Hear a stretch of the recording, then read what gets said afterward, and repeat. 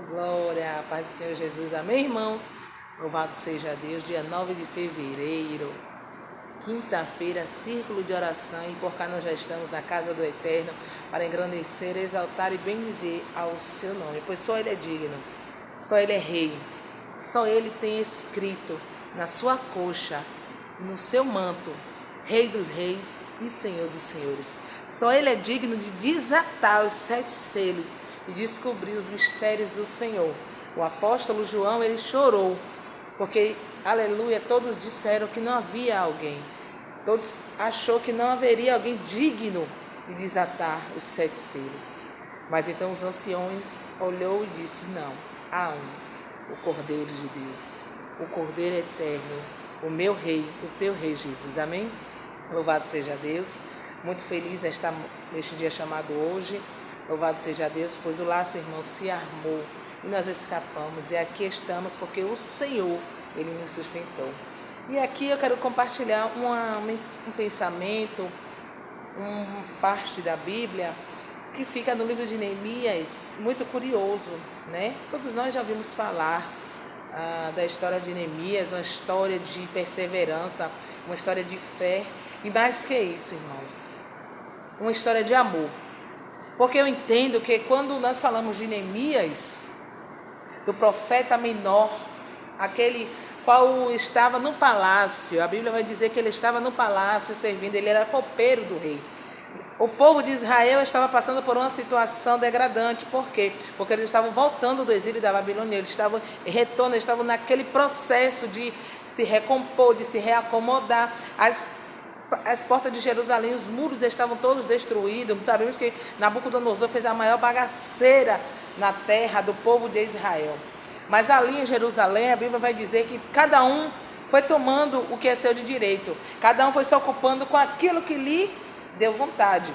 Cada um foi cuidando de suas casas, foi telhando, foi murando, foi cercando aquilo que havia de queimado, aquilo que havia destruído, aquilo que havia sido totalmente destruída pelos inimigos. Estavam todos cuidando dos seus afazeres, estavam todos comprometidos com as suas, por assim dizer, por aquilo que é seu, pela sua particularidade, por aquilo que era, aleluia, particular seu. A Bíblia diz que agora todos estavam ocupados, cada um na sua casa, cada um cuidando dos seus afazeres. Mas agora Neemias estava no palácio e ele fica sabendo de quê? De que, aleluia, os muros de Israel ainda andavam destruídos. Ninguém se preocupou em edificar, ninguém se preocupou com a segurança. Louvado seja Deus, porque os muros, aleluia, antigamente representavam a segurança de uma cidade forte, uma cidade bem estabelecida, uma cidade bem estruturada. Ela começava pelos portões e pelos muros. Quanto mais potentes, quanto mais bem construídos, era sinônimo de segurança. Mas o povo estava preocupado com o seu umbigo e esqueceu de um todo. E ali o que me chama a atenção é que Neemias, ele ao ver que ninguém estava se preocupando em edificar os muros de Jerusalém, ele chora. E quando ele chora, ele se entristece com aquela situação, com o cenário degradante daquela cidade.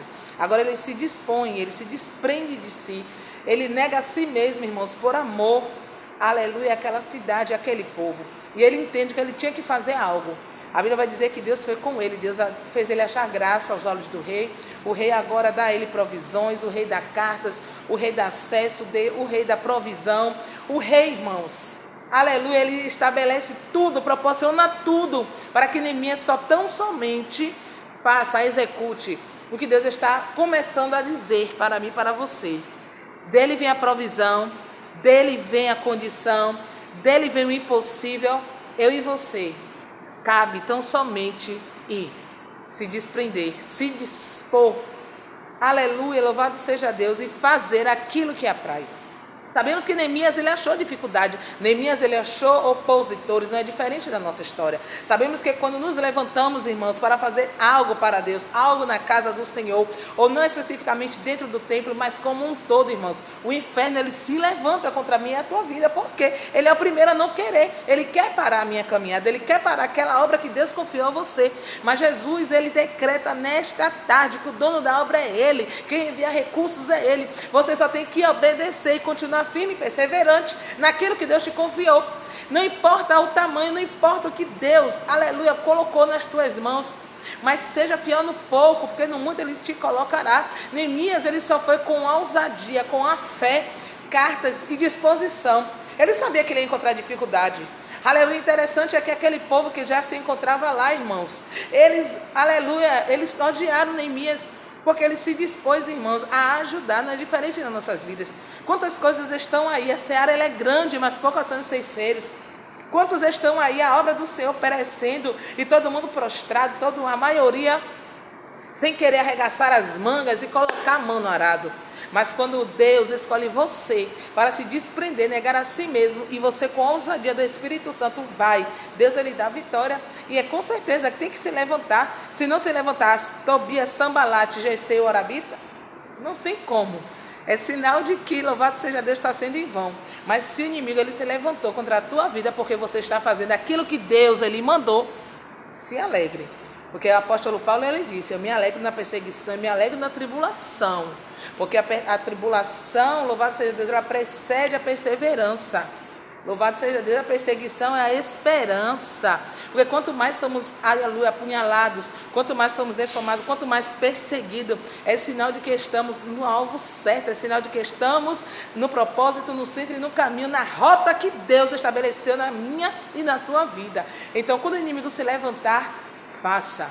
Não olhe para trás, não olhe a adversidade. Por quê? Porque se Neemias ele fosse olhar para as afrontas, aleluia, daqueles opositores, para, aleluia, o levante de Tobias e Sambalate, irmãos, ele não ia conseguir, ele não ia edificar, ele não ia cumprir, aleluia, a missão dada por Deus a ele. Aleluia, a Bíblia diz que por 4 vezes, irmãos, Tobias e Sambalate, ele envia mensageiros, mandando que ele viesse, vamos congregar aqui, aleluia, tentando distrair o homem ali da obra. O homem estava edificando o muro, o homem já tinha estruturado todo o muro, mas faltavam os portões, faltava colocar tudo no lugar, as brechas já estavam sendo tapadas, já estavam sendo feitas, já estava tudo quase concluído, mas o diabo ele continua ali perturbando. Por 4 vezes ele mandou mensageiros, mas Neemias foi firme no propósito. Ele disse que por 4 vezes ele mandou a mesma resposta e disse: por que eu desceria? Estou em uma grande obra, ao modo de que eu não posso descer, porque eu desceria e cessaria esta obra para ir contigo. Em outras palavras, priorize a obra do Senhor. Não importa quem esteja tentando te distrair, te desmotivar, te tirar da rota ou do foco. Aleluia, olhe para o alvo, que é Jesus. E, aleluia, sirva somente a Ele, obedeça somente a Ele, pois nada nem ninguém, porque naquele grande dia quem dará conta das obras confiadas por mim e por ti a Deus é você.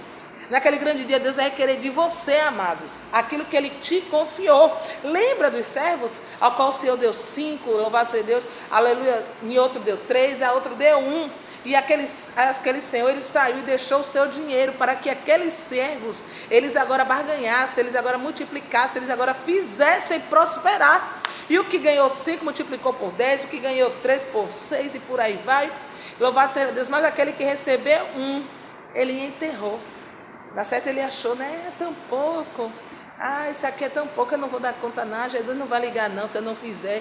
Às vezes, talvez, você esteja olhando para aquilo que Deus te confiou, esteja se auto-menosprezando, mas deixa eu te dizer, tudo na presença de Deus tem seu valor. Nada passa desapercebido. Se Ele confiou, se Ele te confiou tão somente a limpar a igreja, amado, de glória. Se Ele te confiou até a chave para abrir, de glória. Se Ele te confiou a abrir um culto, de glória. Se Ele te confiou a dirigir uma igreja, de glória. Se Ele te confiou a ser o pastor de suas ovelhas, de glória. Não importa o tamanho, a importância ela é a mesma no reino, porque Deus vai requerer até aquele 1, porque Ele disse, aleluia, o que eu te dei você enterrou? E ele disse, Senhor, eu sei que o Senhor é brabo, né? Semeia onde não plantou e tal, aquela conversa assim, todo vai querer se justificar, mas Jesus vai dizer, se tu sabias que eu era assim, por que você enterrou o que eu te dei? Porque, em outras palavras, você não se esforçou para ganhar 2, para que agora eu viesse a receber com juros, pois servo mau e negligente. Eis agora para as trevas inferiores. Em outras palavras, irmãos, vamos dar conta daquilo que Deus nos confiou, porque Deus vai requerer. E Ele diz, eis que eu venho e comigo eu trago o meu galardão, para dar a cada um segundo as suas obras, sendo boas ou mais. Vamos dar conta as obras que Deus colocou nas nossas mãos. Se Deus te chamou para ser intercessora no seu lar, você é coluna. Se Deus te chamou para orar pelo marido, ore. Se Deus te chamou para orar pelo filho, ore. Pela vizinhança, você é coluna, não importa qual é o seu chamado. Deus ele vai requerer de você. E não deixe que a adversidade, Tobias nem Sambalate, venha te tirar do foco, do roteiro e do plano, do propósito de Deus para a sua vida. Amém? Esta é a palavra, irmãos.